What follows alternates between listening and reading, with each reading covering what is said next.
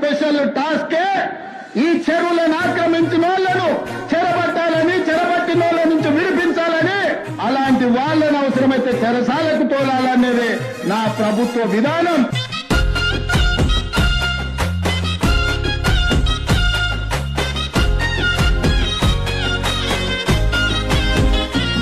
చెరను విడిపించుకున్నదో ఈ నేల, సర్కారు చేరదీసిన వేళ